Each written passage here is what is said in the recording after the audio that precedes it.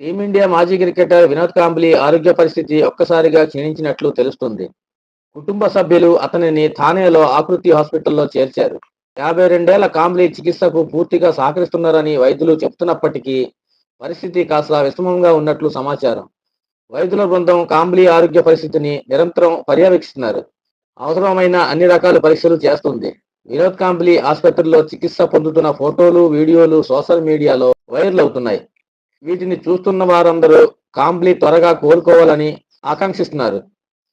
కాగా ఇటీవల ముంబైలోని శివాజీ పార్క్ మైదానంలోనూ దివంగత కోచ్ రమాకాంత్ చక్రేకర్ స్మారకార్థం ఓ ప్రత్యక్ష కార్యక్రమం నిర్వహించారు. చక్రేకర్ శిష్యులు మాస్టర్ బ్లాస్టర్ సచిన్ టెండూల్కర్, వినోద్ కాంబ్లీ ఈ కార్యక్రమాన్ని హాజరయ్యారు. ఈ సందర్భంగా వీల్ చైర్లో కూర్చొని వినోద్ కాంబ్లీ పరిస్థితి చూసి అందరూ షాక్ అయ్యారు. అతను సరిగ్గా లేచి నిలబడలేకపోయాడు. కనీసం మాటలు కూడా ఆడలేకపోయాడు. కాంబ్లీ దిన పరిస్థితి చూసిన మాజీ క్రికెటర్ కపిల్ దేవ్ అతనిని సహాయం చేయడానికి ముందుకొచ్చాడు. సహాయం అందుకునేందుకు కాంబ్లీ సైతం సంసిద్ధం వ్యక్తం చేశారు. రిహాబిలేషన్ సెంటర్కు వెళ్లేందుకు తాను సిద్ధమని, అక్కడికి వెళ్లేందుకు తనకు ఎలాంటి భయం లేదన్నాడు.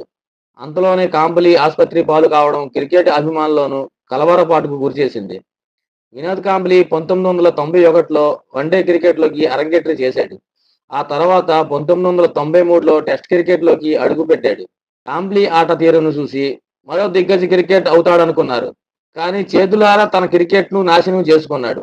1991, 2000 మధ్య కాలంలో పరుగుల వర్షం కురిపించిన కాంబ్లీ 2000 సంవత్సరం నుంచి పూర్తిగా ఢీలా పడిపోయాడు. దీంతో అతనికి టీమిండియాలోని చోటు దక్కలేదు.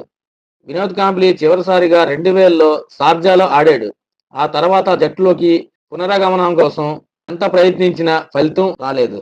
ఇన్ఫర్మేషన్ ఇస్తే ఒక లైక్ చేయండి, అలాగే సబ్స్క్రైబ్ చేసుకోండి ఫ్రెండ్స్. Thank you.